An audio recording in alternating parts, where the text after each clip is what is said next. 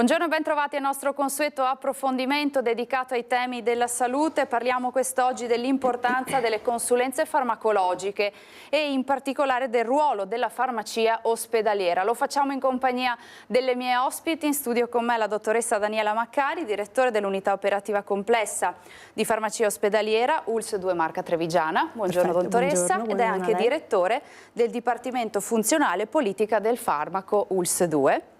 Do il benvenuto anche alla dottoressa Vera Damuzzo della stessa unità operativa complessa di farmacia ospedaliera ULSS 2 Marca Trevigiana.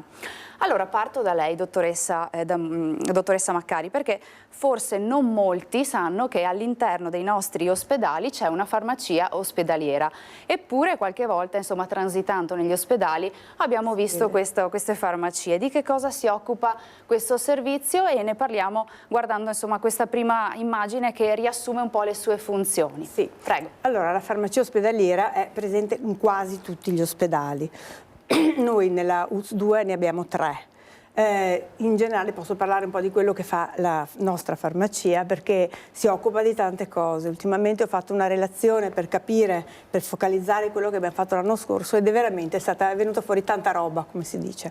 Allora, diciamo, la prima cosa che fanno le farmacie è quella di approvvigionarsi di farmaci e di distribuirli ai reparti e anche ai pazienti, e poi vedremo questo, in modo appropriato, con appropriatezza, in modo tale che non vi siano sprechi e che vi sia una correttezza sia della prescrizione e quindi anche della distribuzione. Leggiamo anche che distribuisce farmaci a pazienti non ricoverati e quindi farmaci specialistici poi per malattie croniche e malattie rare. Nel 2001, forse tornando indietro nel passato, dove esisteva la farmacia interna e la farmacia esterna, poi si è spenta con le varie leggi che hanno, diciamo, governato, hanno cambiato il nostro sistema sanitario nazionale, si è, dicevo, riaperta la possibilità da parte dei farmacisti ospedalieri di dare i farmaci alle persone che non sono ricoverate. Però sono farmaci un po' particolari, sono farmaci appunto che in pratica non si trovano fuori, oppure per fornire un servizio si dà il farmaco quando il paziente esce dall'ospedale per per tornare a casa con la prosecuzione della terapia e non dover appunto correre dal medico di base e dalla farmacia fuori, e quindi ha già la sua terapia pronta. E poi appunto c'è una serie di farmaci molto particolari, molto costosi, o comunque che hanno bisogno di una sorveglianza medica, quindi il paziente periodicamente torna in ospedale e noi gli forniamo la terapia. E quindi poi, insomma, collabora anche la farmacia ospedaliera con i vari reparti in modo tale che le terapie siano sicure, efficaci per i pazienti, e ne monitora anche l'utilizzo dei farmaci, la spesa farmaceutica, come leggiamo, e la comparsa di eventuali effetti collaterali. E dopo su questo parleremo magari più a lungo con la dottoressa Damuzzo, perché la sua attività si svolge proprio prevalentemente anche in qualche modo in quest'area. Quello che fa la farmacia ospedaliera, che è un'altra cosa molto importante, che la fa solamente Vittorio Veneto per tutta l'ULSS, anche l'attività di distribuzione fra poco sarà tutta propria della farmacia di Vittorio Veneto, perché tramite robot eccetera distribuiremo i farmaci a tutti gli ospedali. Quindi Vittorio Veneto è un po' il fulcro, potremmo dire, dell'attività dell'ULSS 2 Marca Trevigiana? Io penso che lo stia diventando. Penso che lo stia diventando, perché la somma di attività che noi stiamo facendo si rivolgono maggiormente proprio a tutta la comunità dell'ULSS. La parte che appunto è anche molto interessante, perché questa non ha alternative, è tutta la parte di galenica, cioè di fare il farmaco. Una volta si comprava molto e si faceva relativamente poco, adesso sempre di più si compra moltissimo, perché le aziende farmaceutiche naturalmente sono molto più appropriate, però c'è una quota parte di farmaci che non si trovano per i pazienti, tipicamente le malattie rare, i bambini, per cui i quali dovranno essere ridotti di dosaggio. Ci sono dei farmaci particolari che non ci sono nei circuiti e che noi facciamo. Abbiamo fatto l'anno scorso 22.000, siamo diventati una fabbrica, 22.000 diciamo diversi preparati, che vuol dire ho fatto un conto, perché appunto in questa relazione che preparo sono circa 450 preparazioni giornaliere. Quindi un'attività molto intensa, dottoressa. Sì, un'attività intensa, quella della galenica sicuramente, la logistica anche. Io mi occupo soprattutto invece della parte più clinica. Io lavoro nel reparto di oncologia di Vittorio Veneto, dove seguo tutti i pazienti che devono iniziare una terapia. Quindi ogni volta che un paziente oncologico inizia una terapia, incontra me o la dottoressa Teso, che è la collega che mi aiuta, e insieme al paziente facciamo un percorso affinché la terapia che poi si troverà a gestire a domicilio diventi una terapia efficace e sicura, proprio perché il farmaco viene consegnato nelle mani del paziente, perché spesso, forse non tutti lo sanno, si associa, purtroppo il tumore è sempre associato alla chemioterapia. In realtà negli ultimi anni la panoramica terapeutica è cambiata molto, e anche per aumentare la qualità di vita dei pazienti si utilizzano sempre di più farmaci per bocca, quindi farmaci in compresse. Chiaramente nel momento in cui questo farmaco viene dato a casa del paziente, il paziente diventa protagonista. Poi affronteremo questo tema nel dettaglio, anche proprio per affrontare l'argomento dell'aderenza terapeutica, che è un problema molto diffuso e complesso. Quindi, dottoressa Macari, facendo un riassunto, la farmacia ospedaliera approvvigiona, produce, gestisce e distribuisce i farmaci. Quanti addetti avete a disposizione? Allora, adesso non abbiamo ancora il gruppo completo, perché abbiamo sempre difficoltà. Abbiamo circa una ventina tra addetti, quindi magazzinieri e amministrativi per gli ordini, e poi adesso stiamo facendo un gruppo che possa essere di 7 persone almeno, che gestirà la distribuzione di, questo parlo di farmacisti, che distribuirà, quindi elaborerà le richieste che fanno i vari reparti di tutta l'ULSS, quindi Treviso, Oderzo, Castelfranco, Montebelluna, Motta di Livenza, Coloras, e naturalmente Vittorio e Conegliano. Pervengono le richieste e i farmacisti elaboreranno le richieste, quindi guarderanno che vi sia una forma di appropriatezza nelle richieste, nella distribuzione, e quindi può esserci anche un contatto diretto tra i reparti e i farmacisti. Che cosa fa il farmacista clinico? Lo vediamo riassunto anche in queste semplici indicazioni, ma è un compito, sono dei compiti molto essenziali. Dottoressa. Allora, secondo me quello che può riassumere questo è il fatto che si passa l'attenzione del farmacista, va dal farmaco, va al paziente, e questo comporta una relazione stretta sia col medico che prescrive, e difatti, come spiegherà la dottoressa Damuzzo fra poco, il percorso che lei fa. Quindi lei si trova all'inizio con l'equipe, c'è anche una bella foto che c'è fatta di tutto il gruppo. Poi la vedremo. Si collabora con i medici che prendono in carico i pazienti, vengono studiati, dopo viene fatta la diagnosi, viene comunicata la diagnosi. Il farmacista entra appunto non nella prescrizione del farmaco, da noi non si può, ma entra pesantemente in tutto quello che è l'interazione dei farmaci. E dopo vedremo, c'era un'altra slide che dice che all'interno degli ospedali circa il 20% dei pazienti presentano effetti avversi anche molto gravi, e può diventare dal 10 al 20%. Quindi è un problema molto grosso e molto sentito. Certo, un'attività appunto molto ampia, come appunto possiamo vedere in questa slide, per garantire, come dicevamo poco fa, una terapia farmacologica che sia sicura ma soprattutto efficace, perché lo scopo è quello. Assolutamente, e per questo ci sono tanti fattori da considerare. Infatti, come si può vedere anche dalla slide che compare sotto, ci sono tanti motivi per cui e tante attività che devono essere fatte. La cosa principale, secondo me, è quella da cui nasce il resto, è la collaborazione con i medici. Secondo me è la cosa più importante, è una collaborazione che si estrinseca in un passaggio di competenze. I nostri medici oncologi ci hanno insegnato moltissimo, anche a Vera, però allo stesso modo hanno appreso un sacco di cose, per esempio sulle interazioni dei farmaci, con altri farmaci che loro non conoscono, perché per fortuna la patologia oncologica, come diceva Vera prima, è diventata una patologia cronica. I pazienti vivono a lungo e siamo molto felici di poter rivedere anni e anni e anni, avere una collaborazione e una conoscenza, diventa un rapporto personale.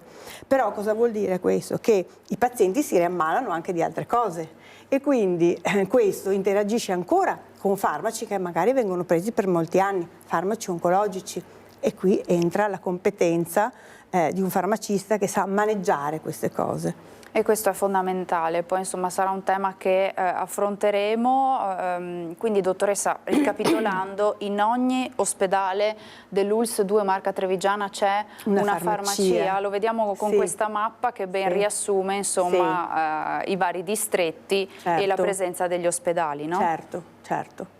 Qui indicava anche, diceva un po' quello che facevano, aveva un altro scopo questa slide, ma chiarisce molto bene che ci sono appunto in ogni distretto sostanzialmente uno o più farmacie. Noi stessi a Vittorio Veneto abbiamo la sede centrale, il cervello diciamo, e anche la pancia che sta a Vittorio, e una parte che c'è a Conegliano dove soprattutto si fa distribuzione diretta. E quindi la logistica, insomma, come leggiamo, è un aspetto essenziale. Fondamentale, ed è tutta a Vittorio. Certo, e qui stiamo vedendo proprio probabilmente, dottoressa, come avviene lo smistamento. Questi sono i robot, quella specie di vagone così grande è il robot che gestirà una quota parte della logistica, cioè che immagazzina e a sua volta prepara i farmaci per i vari reparti.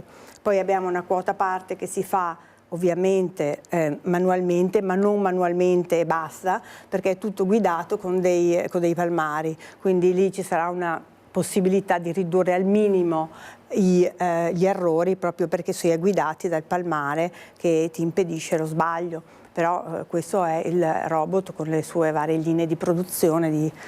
Certo, e insomma qui è fondamentale. L'uso dei farmaci in Italia, qua insomma viene riassunto in Italia che cosa accade nella popolazione appunto con l'utilizzo dei farmaci, dottoressa. È un utilizzo in aumento? Sicuramente è in aumento, perché aumenta la popolazione invecchiata. Adesso abbiamo più o meno il 24% della popolazione, cioè 14 milioni come dice la slide, la cui popolazione è sopra i 65 anni e che sono tutti trattati si dice in politerapia, cioè hanno tanti farmaci all'interno.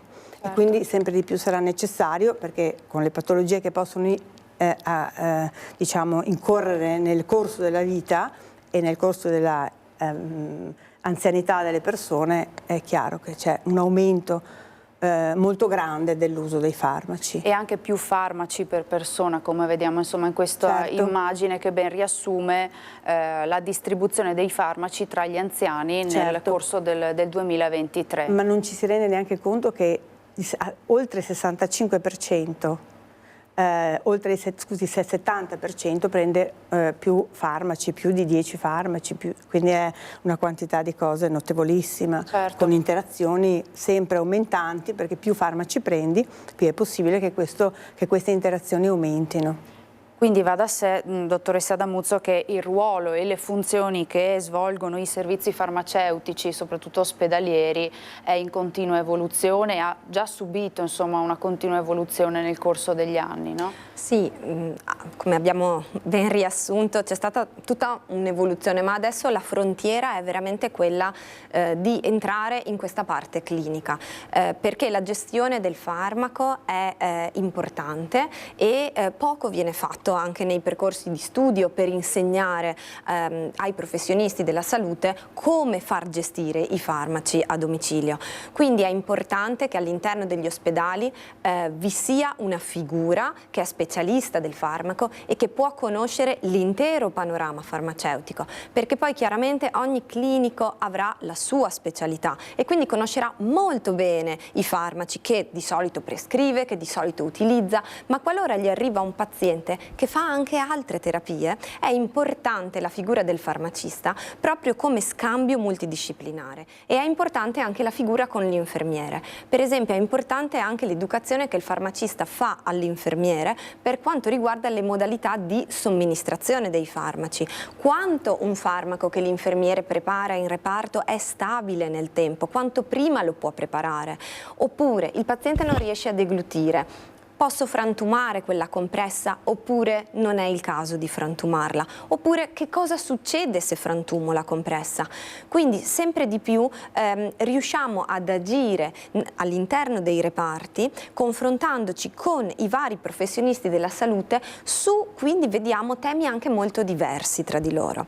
L'importante secondo me è puntare a una personalizzazione della terapia, perché quando una persona prende già 5 farmaci, negli studi clinici non ci sono persone che prendono un grande numero di farmaci, quindi ogni farmaco è testato in un paziente modello.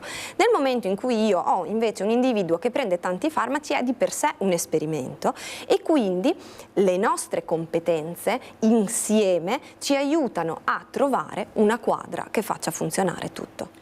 Un po' il tema della multidisciplinarietà Sì, che ricorre in necessario. tantissimi trattamenti di tantissime patologie, ma insomma anche in questo ambito è fondamentale, lei ci dice, dottoressa. Certo, è e quindi la collaborazione con gli altri specialisti è stretta? Sì, è stretta. Devo dire che il modello dell'oncologia è un modello virtuoso, nel senso che di per sé è un reparto che è sempre stato abituato a lavorare in multidisciplinare. Quindi per esempio attualmente nell'oncologia di Vittorio Veneto lavoriamo assieme, siamo un'equipe di farmacisti, infermieri, medici, palliativisti, i medici anche che vanno in assistenza domiciliare, quindi che seguono il paziente a domicilio, e abbiamo anche una psicologa, perché come vedremo poi anche nella parte dell'aderenza, tutta una serie di problemi, anche la nostra parte di emozioni entra prepotentemente a volte anche nella gestione della propria terapia, e quindi abbiamo bisogno di collaborare assieme e di rivedere assieme il caso. Infatti ogni mattina alle 8 ci troviamo tutti assieme e discutiamo i casi che vedremo durante la giornata, e poi lì per ogni caso troviamo la via migliore per portarlo a un successo terapeutico. E quella del farmacista, dottoressa Maccari, è una figura sempre più necessaria, mi viene da dire, scoprendo tutti questi aspetti che voi ci state raccontando. Infatti secondo me è peculiare che il farmacista ospedaliero ci sia e che abbia una somma di competenze e si voglia far prendere cura dei pazienti. Questo secondo me è fondamentale. Molto importante è, come diceva Vera, la relazione che si crea anche col medico, e se posso dire, siccome io ho qualche anno più di Vera e questa cosa qua l'ho messa su oltre 15 anni fa, questo tipo di attività è iniziata perché l'AIL ci dette, e ancora la ringrazio, un bellissimo finanziamento, e da lì abbiamo potuto assumere una farmacista che cominciasse questo percorso. L'inizio di quello che è successo quella volta, avevamo avuto una farmacista molto brava che veniva dallo IEO, che è l'Istituto Europeo Oncologico di Milano, che già in qualche modo era avanti in questo senso e ci portò queste competenze. Poi con alterne vicende siamo arrivati a Vera, che ha abbracciato questa attività con l'entusiasmo che le si legge negli occhi e con le competenze che si è costruita, ed è veramente molto molto brava. Lo dico veramente senza... Sì, anche se c'è lì, percepisce molto la passione per il suo mestiere. Le chiedo, insomma, alla luce di questo, dottoressa Damuzzo, quanto è fondamentale il farmacista e come può essere d'aiuto per favorire, ecco, nei pazienti la consapevolezza della terapia farmacologica che sta assumendo o che sta per assumere? Cioè, come fa a rendere più consapevoli le persone del proprio percorso di cura? Allora, un punto essenziale è partire dalle proprie conoscenze e poi però renderle semplici. Cioè, le persone che io mi trovo a incontrare sono delle persone che in genere hanno ricevuto moltissime informazioni, anche emotivamente importanti, in poco tempo. Quindi lo spazio che hanno con me e con la dottoressa Teso è uno spazio di ascolto innanzitutto. Uno spazio in cui vengono spesso rispiegate le modalità di azione del farmaco, vengono spiegate le modalità di assunzione, quali effetti collaterali possono esserci, come gestire a domicilio alcuni effetti collaterali e quando invece è importante andare dal medico, perché ci sono alcuni pazienti che riferiscono tutto quello che magari gli succede. Ce ne sono invece altri che hanno una grossa difficoltà a riferire magari anche un effetto avverso, perché poi hanno paura che venga interrotta la cura. E invece è importante dare al paziente la conoscenza, perché deve diventare consapevole di che cosa ha in mano, quali sono i nostri obiettivi terapeutici. È importante che sappia qual è il suo obiettivo, perché grazie al suo obiettivo si farà anche poi delle aspettative adeguate alla terapia che sta assumendo.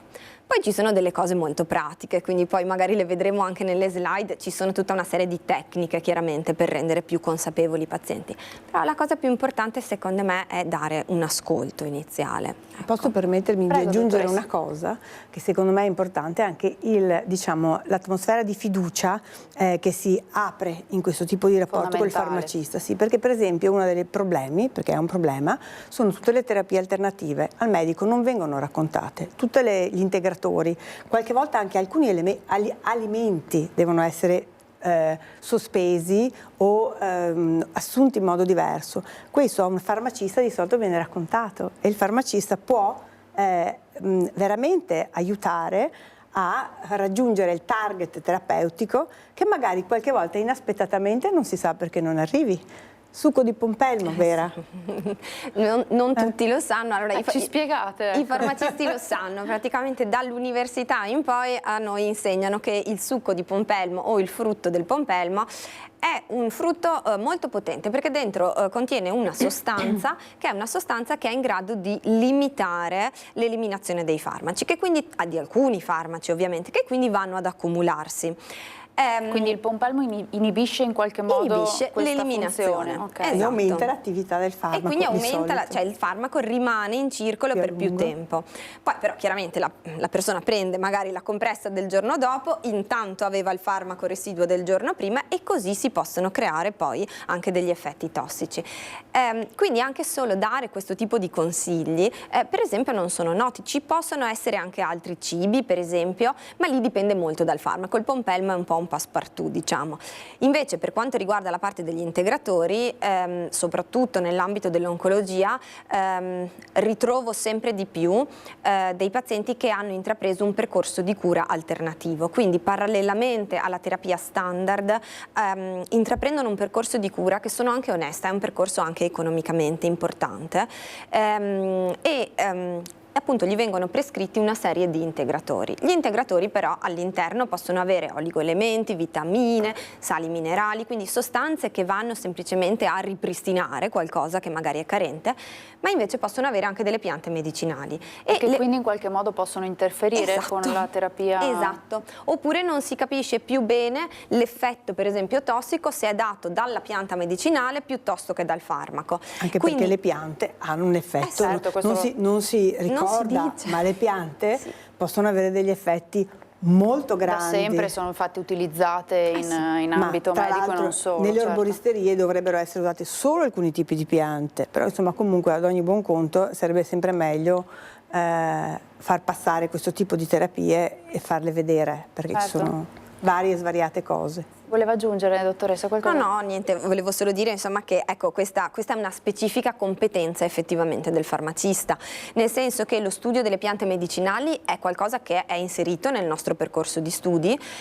mentre non viene magari inserito nel percorso di studi medico e soprattutto devo dire che il paziente a volte non lo dice al medico, cioè che farmaci assume, allora dice la cardioaspirina, dice una serie la statina per il colesterolo, ma non dice per esempio assumo questo tipo di integratore che mi è stato consigliato e quindi fanno fatica ad emergere proprio. Invece nella nostra consulenza, nelle domande strutturate che facciamo, una di queste è proprio se vengono assunti. Quindi mi sembra di capire insomma che il tema è il farmacista deve essere sempre di più un punto di riferimento, quasi un consigliere, insomma una persona di riferimento alla quale si dice tutto, perché solo così si riesce ad avere il quadro completo e proseguire o insomma rimodulare anche la terapia farmacologica, è un po' questo il senso, Assolutamente, no? ma questo è anche ormai, quando si arriva a un certo punto di collaborazione come è adesso e anche di evidente competenza, è il medico stesso che chiama il farmacista per capire cosa deve fare in alcune situazioni, quando magari si trova ad avere un paziente che prende dei farmaci strani o cioè è richiesta o con delle patologie particolari, perché ci sono alcune patologie che incidono molto poi sulla biodisponibilità o su come il farmaco agisce all'interno del corpo. Certo. E quindi questo va conosciuto. Anche perché il target, come vediamo insomma riassunto, è l'autogestione, la partecipazione e anche una sorta di educazione, no dottoressa? Sì, allora esiste un termine inglese, perché a tutti piacciono questi termini inglesi, che è patient empowerment, che è veramente un po' difficile, è un concetto un po' difficile da tradurre in italiano, perché ha al suo interno sia la parte di educazione ma anche la parte di consapevolezza. Ecco, noi stiamo cercando appunto di mettere in atto tutta una serie di strategie affinché la persona che va a casa ne sappia un pochino di più, di che cosa deve fare, di che cosa si deve preoccupare e di che cosa non si deve preoccupare. Perché, facciamo un esempio, ho mal di testa, vado in farmacia, mi prendo un antidolorifico, il mal di testa passa. Semplice. Tutti possono gestirlo, tutti noi lo facciamo, benissimo. Quindi è un po', diciamo, come andare e prendere un vestito taglia unica, cioè quella compressa è stata studiata perché vada bene un po' a tutti, che vada bene ai magri, ai grassi, agli alti, ai bassi, alle donne, agli uomini. Quando invece andiamo su terapie più specialistiche, e l'oncologia è uno di questi esempi, noi abbiamo bisogno di un vestito sartoriale, quindi abbiamo bisogno che tutto sia perfettamente coincidente con le misure del paziente. Per esempio le terapie che fanno in vena sono di solito modulate su peso e altezza del paziente. La stessa cosa, anche i farmaci orali hanno bisogno di questa modulazione, e una modulazione anche con le caratteristiche poi cognitive, le relazioni interpersonali che ha il paziente. Se io ho un paziente di 85 anni mi devo assolutamente assicurare che abbia una rete assistenziale attorno, o che sia particolarmente consapevole di come assumere i farmaci, e quindi eventualmente poi posso consigliare alla famiglia una serie di strategie per facilitare questa assunzione. Quindi o al paziente o alla famiglia è importante questo empowerment.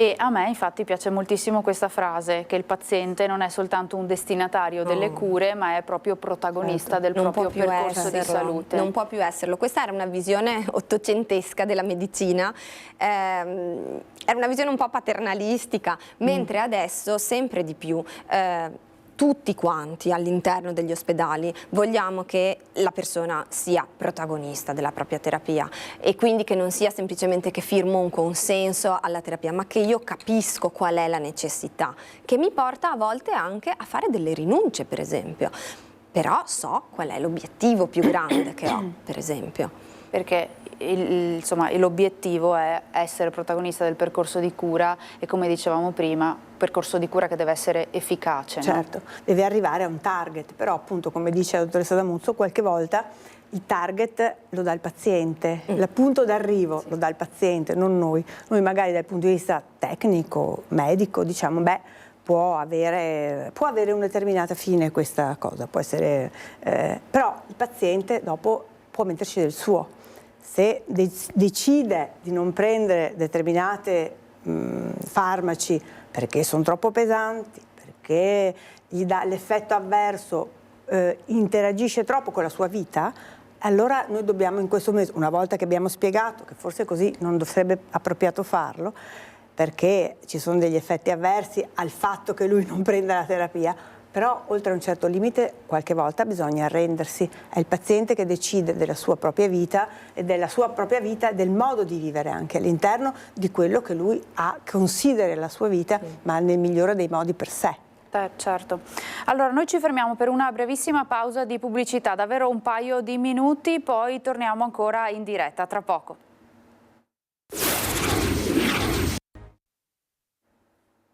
Rieccoci nuovamente in studio, ancora in diretta per parlare dell'importanza delle consulenze farmacologiche nell'ambito dei pazienti oncologici, ma abbiamo anche capito qual è davvero il ruolo fondamentale, i ruoli fondamentali delle farmacie ospedaliere. Parto da lei, dottoressa Damuzzo, perché in questa immagine è ben rappresentato il ruolo anzi i ruoli del farmacista clinico. Ci aiuta un po' a capire che cosa vediamo rappresentato? Sì, allora qui ho un pochino voluto riassumere che cosa facciamo, e una cosa importante che ci tengo veramente molto è il fatto che, e noi ne abbiamo parlato finora, è il fatto che il farmacista fa una cosa importante che si chiama ricognizione della terapia. Cioè, che cosa fa? In pratica va a ricostruire quella che è la storia farmacologica del paziente, cioè si prende la lettera, si prende tutte le fonti che ha e cerca di capire che farmaci assume quel paziente. Dopo incontra il paziente o il suo caregiver, quindi la famiglia, e cerca di vedere se tutto quello che è scritto nella lettera dell'oncologo è effettivamente quello che il paziente prende. Questo sistema di fare ordine nelle terapie è particolarmente importante, soprattutto nel caso in cui il paziente, per esempio, sia passato per un periodo di ricovero, poi ritorna a casa, viene visto ambulatorialmente, poi magari va in casa di riposo. Queste, che vengono dette transizioni di cura, prevedono sempre una lettera di dimissione, però in queste lettere a volte si perdono dei pezzi. Quindi è una cosa importante, un plus che il farmacista dà nella sua consulenza. Poi, alla fine del processo, andrà dal medico e dirà al medico: io trovo queste discrepanze, trovo questi errori, ti segnalo che alcuni farmaci sono stati sospesi, per chi? Per decisione medica o per decisione del paziente, e alla fine chiede al medico quella che viene detta una riconciliazione. Quindi il medico oncologo, o a volte il medico di base, perché io mando la mia consulenza anche al medico di base, all'oncologo o al medico di base viene chiesto di riconciliare la terapia, quindi sulla base di tutte queste informazioni decidere quale sarà la terapia finale. Quindi insomma la collaborazione con il medico di base è molto stretta. Anche ecco. con il medico di base, sì. In questa slide invece troviamo il tema dell'aderenza terapeutica di cui parlavamo poco fa, dottoressa. Sì, allora, come dicevamo, l'aderenza, io qui ho voluto mettere un grande cervello perché dipende da tante cose e tutte passano per il nostro cervello, e cioè un paziente può essere non aderente perché si dimentica di prendere le medicine, perché ne ha tante da prendere, o perché la terapia è complessa, perché magari deve prendere le pastiglie, non lo so, solo lunedì, mercoledì e venerdì, non tutti i giorni, oppure deve fare delle pause. Per esempio, mi è appena successo di avere un paziente che doveva fare 2 settimane di trattamento, poi la pausa e poi altre 2 settimane, e l'ha saltata quella pausa, perché evidentemente forse non era stato chiaro fin dall'inizio che cosa doveva fare. Quindi ci sono delle difficoltà cognitive, vengono dette, ci sono delle parti emotive, come diceva la dottoressa Maccari. Il farmaco mi fa male, oppure, più classico, con un antibiotico, basta, io mi sento meglio, non lo prendo più l'antibiotico. Quindi tutte queste sensazioni che partono da delle emozioni e che poi diventano invece un'azione, fanno parte del processo di aderenza. Insomma, è un tema molto complesso, però, dottoressa Maccari, il ruolo del farmacista è anche quello di ottimizzare e monitorare anche in qualche modo, se possibile, l'assunzione di questi farmaci, anche quando questa avviene a domicilio, no? Certo, ma ci sono una serie di sistemi. C'era una slide, non so se l'abbiamo passata, in cui Vera dà una specie di schema da mettere tipicamente sul frigorifero, in modo tale che ci sia una serie, cioè una specie di schema con tutti i giorni in cui deve essere presa la terapia, mattina, mezzogiorno e sera, e ogni volta che loro prendono la terapia devo mettere una crocetta, così che non ci sono dimenticanze e diciamo tutto il diario della terapia è esplicitato. Una sorta di promemoria, Una sorta di promemoria, ma per tutti, anche per i caregiver, perché non succede solo che non lo prendono, ma succede anche, ho sentito l'altro giorno, che lo prendono 2 volte perché glielo dà un figlio e glielo dà l'altro, certo. il paziente non si ricorda di dire che me l'ha già dato l'altro, quindi lo prende 2 volte. Insomma, abbiamo capito che i motivi sono molteplici, no? Che sì, possono portare ad una molti. Scorretta assunzione dei farmaci. Sì, ci sono anche dei metodi di misura indiretta che noi andiamo un pochino a utilizzare. Per esempio, noi monitorando le consegne dei farmaci ci accorgiamo, per esempio, se un paziente a un certo punto salta una consegna. Se salta quella consegna, andiamo subito a vedere in cartella clinica che cosa è successo. Se per esempio ha avuto dei problemi e quindi era stato indicato dal medico, oppure se invece l'ha saltata proprio. Allora se non c'è nessuna informazione in cartella clinica lo chiamiamo e gli diciamo: signore, ma come mai non è venuto a prendere la sua terapia?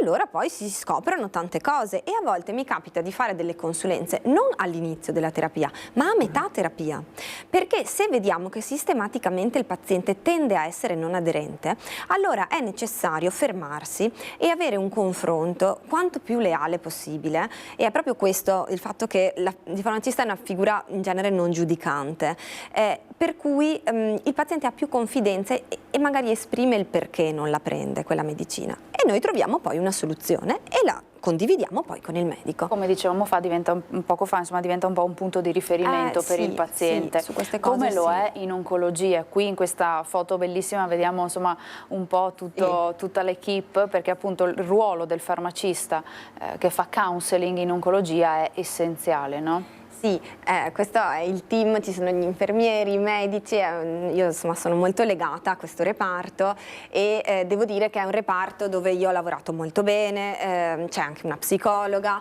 e attualmente la consulenza, oltre alla parte dei pazienti, noi facciamo una grossa consulenza anche al medico. Quindi per esempio noi conosciamo tutta una serie di vie normative per assicurare un accesso precoce ai farmaci. Questo cosa vuol dire? Vuol dire che ci sono dei farmaci che vengono approvati a livello europeo, i farmaci più nuovi sono approvati a livello europeo, ma ora che siano disponibili in Italia ci vuole un po' di tempo, a volte anche un anno.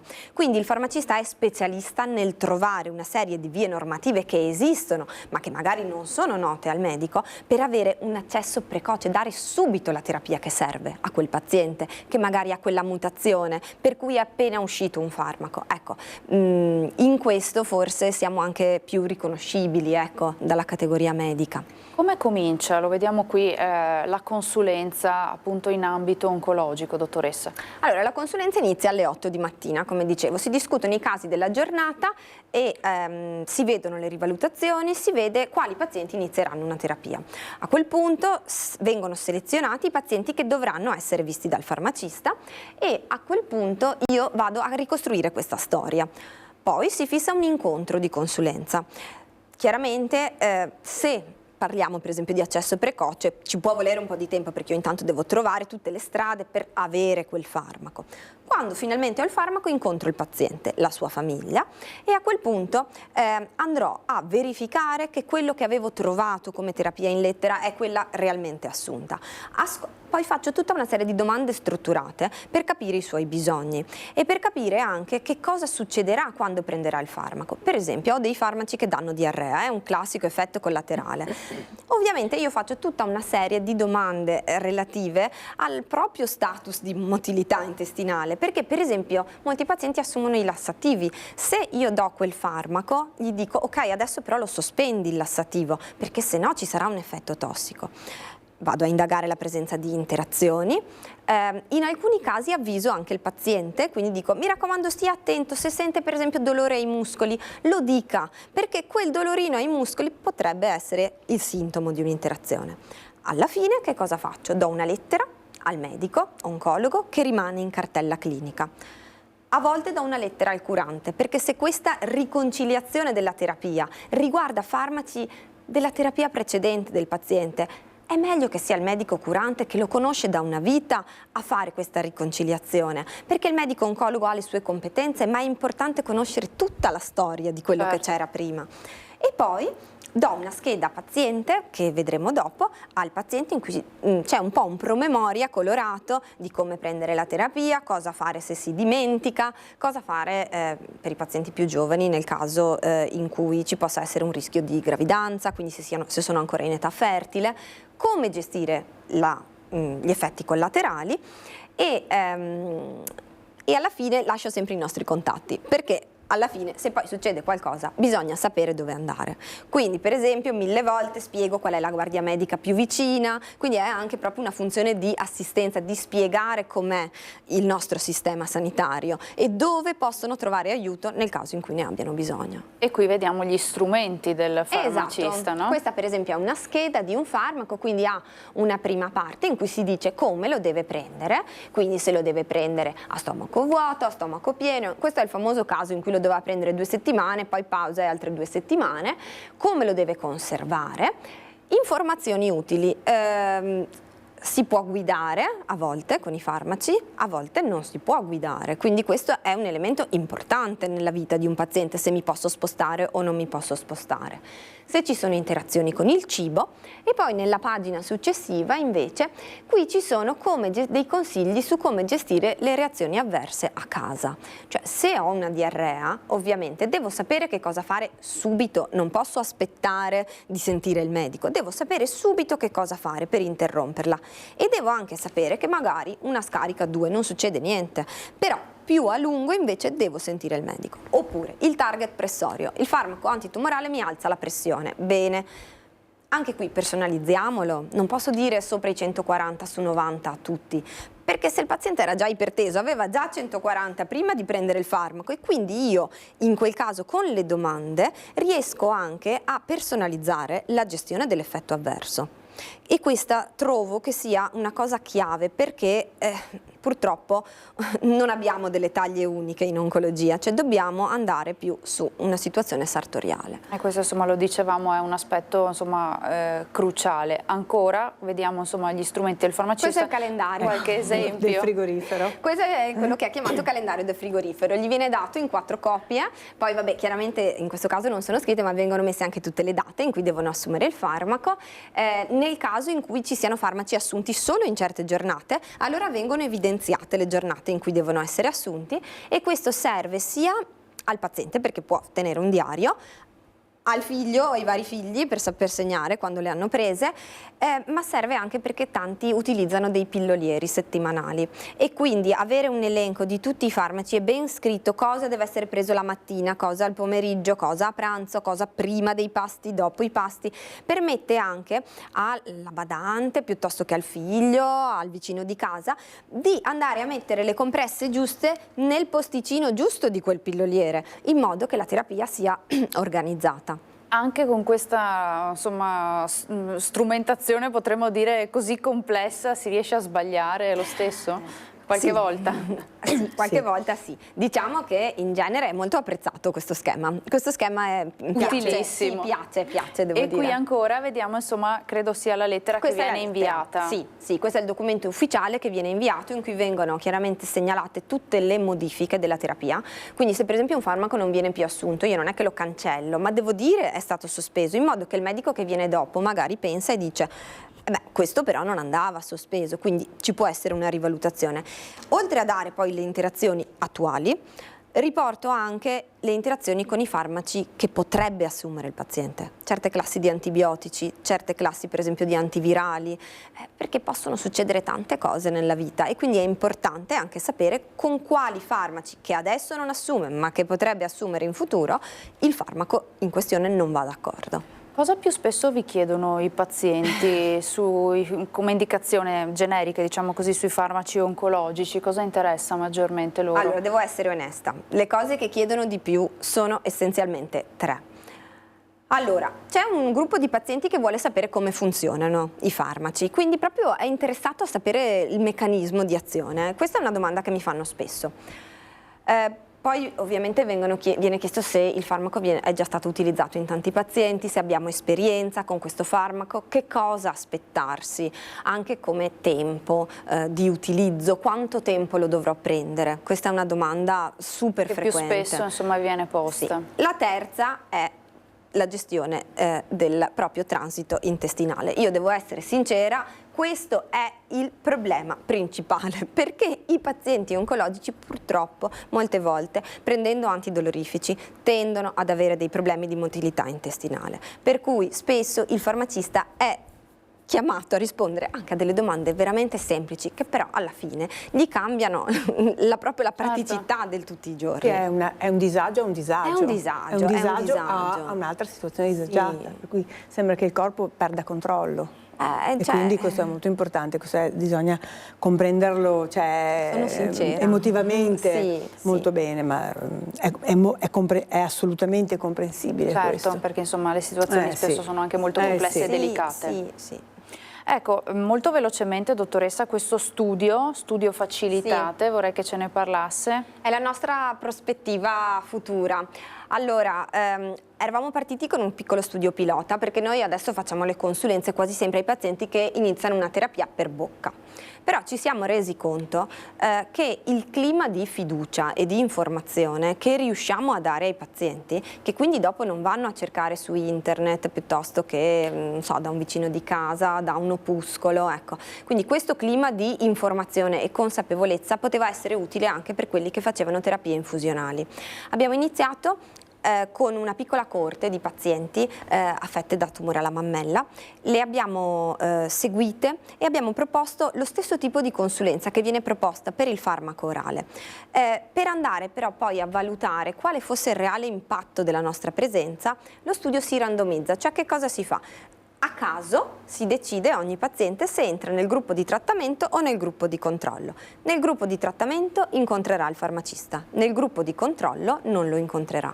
Quello che abbiamo notato già in questa piccola coorte di pazienti è che per esempio l'aderenza al trattamento aumenta con l'intervento del farmacista.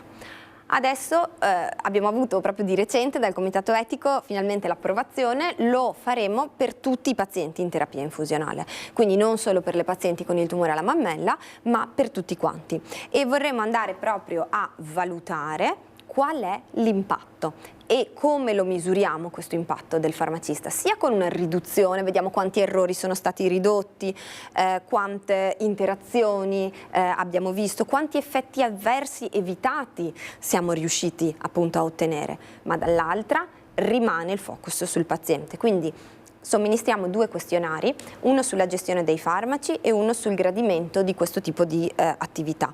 E con questi questionari andiamo a valutare che cosa i pazienti pensano del nostro servizio. E questo per noi è essenziale, perché senza di loro ovviamente non avremmo ragione di esistere. Certo, riuscite ad avere insomma un ritorno di quello che è la vostra attività. Assolutamente. Dottoressa Maccari, insomma, mi è piaciuto molto, siamo riusciti davvero a capire qual è il ruolo di queste farmacie ospedaliere che notiamo, forse un po' troppo non riusciamo a capire quale sia la loro funzione, ma insomma oggi siamo riusciti a scoprirlo un po' di più. Quali sono dunque le prospettive future? Che cosa c'è nel futuro delle farmacie ospedaliere e di questo ruolo essenziale del farmacista? Allora, secondo me il futuro sarà, fatto salvo che la parte centrale, cioè gestione farmaci, produzione galenica, ormai abbiamo un ruolo molto importante che è la parte economica, cosa che una volta non esisteva, quindi la gestione proprio dei tetti, che è quanto la Regione ci dà per soddisfare appunto le richieste di beni. Certo. Il futuro, proprio perché entrerà anche in questa organizzazione e in questa gestione, ci sarà il discorso del farmacista clinico. Questo è stato un bel esempio, noi abbiamo cominciato con questo e secondo me è una sperimentazione che è diventata una realtà di fatto molto felice. Però ci saranno altri ambiti in cui i farmacisti possono compiere il loro lavoro. Noi in ULSS, da noi nel distretto di Pieve di Soligo, già stiamo operando con un farmacista che si occupa di terapia antibiotica. Adesso questo è un grosso problema che c'è già, a livello europeo e italiano c'è un progetto molto grande, quello europeo è il PNN-CAR, cioè che cerca di limitare non gli eventi avversi, ma in questo caso le resistenze da parte di microrganismi quando noi diamo una terapia antibiotica, e questo è un enorme Quindi problema. quando diventa non efficace quell'antibiotico che viene prescritto? Sì, okay. Questo praticamente i microrganismi sono degli esseri viventi e quindi loro in qualche modo decidono di combattere ciò che noi diamo, perché loro vogliono vivere e invece noi li vogliamo far morire perché ci provocano la malattia. È proprio una lotta sottile tra questa situazione. questi farmaci importantissimi, il primo è stato l'importante farmaco che ha debellato un sacco di infezioni, è stata la penicillina, dopodiché la penicillina ha tanti figli, la penicillina di tanti generi, però comunque bisogna sapere adoperare per bene questi farmaci perché appunto portano a dei microrganismi resistenti. Il bello è che noi di alcuni antibiotici che usavamo una volta e che per un lungo periodo non abbiamo adoperato più perché non facevano nulla, adesso li ripeschiamo e sono efficacissimi. In questo periodo in cui c'è questa consapevolezza bisogna appunto avere delle persone, in questo caso un farmacista che conosce bene, così come Vera conosce bene la parte oncologica e anche di altri farmaci, ci vuole una conoscenza molto approfondita di quest'altra grande classe di farmaci che tra l'altro si adopera dal punto di vista pratico in tutti i reparti. Quindi abbiamo un farmacista che adesso interagisce con l'infettivologo che viene da noi a Pieve, cioè a Conegliano e a Vittorio, e sta cominciando a crearsi un percorso quindi anche di consulenza nei reparti stessi. Stiamo facendo un bellissimo lavoro perché anche la settimana scorsa e 2 settimane fa abbiamo fatto delle attività, un meeting mirato ad alcuni reparti. Quindi abbiamo l'infettivologo, il farmacista, anzi 2 farmacisti perché hanno tirato fuori, hanno estrinsecato tutto il consumo di antibiotici dell'ultimo anno, vedendo se era appropriato. Tra l'altro ci sono degli obiettivi che vengono dati dall'AIFA di riduzione degli antibiotici, quindi in questo è un percorso che si deve fare, ma di consapevolezza anche questo di ciò che si adopera e quando è appropriato adoperarlo, quando è appropriato sospenderlo, di che tipo di antibiotico fare e via così. E quindi questo è un'altra, sperimentazione. È un progetto molto importante questo. Sì, è già in atto. In futuro io vedo loro che avranno delle competenze molto specifiche dei farmaci e ci sarà il farmacista che interagisce per esempio nel campo cardiovascolare, quindi con la cardiologia e le medicine che hanno pazienti molto complessi, anche questi che prendono molti farmaci, arrivano sempre farmaci più specifici, fra l'altro anche in quel caso lì, farmacista per esempio pediatrico. Anche lì ci sarà un farmacista che seguirà anche perché i bambini, ovviamente per ovvi motivi etici, non hanno sperimentazioni che gravano su questa classe di pazienti, però anche loro i farmaci li devono prendere. A maggior ragione mi piace dire che ogni caso sarà una sperimentazione quando ci saranno determinate terapie con i bambini. Altro discorso saranno le persone molto anziane, quindi anche lì sarà sicuramente un futuro quello di un farmacista all'interno delle case di riposo. Quindi ci sarà un gruppo di farmacisti, ognuno che si fa, una specialità in questo gruppo di farmaci e che interagisce con gli specialisti che si occupano di questo. Secondo me un futuro sarà insomma quello. Un farmacista potremmo dire sempre più sartoriale, sempre più specifico, sempre più specialistico. Sì, come il medico non esiste in ospedale, sì c'è l'internista che sa un po' di tante cose, ma insomma esiste il pneumologo, il chirurgo, il geriatra, quindi esistono le varie discipline, anche il farmacista sempre di più dovrà avere delle discipline specifiche, fermo restando le competenze di base, quindi la parte di logistica, monitoraggio e galenica.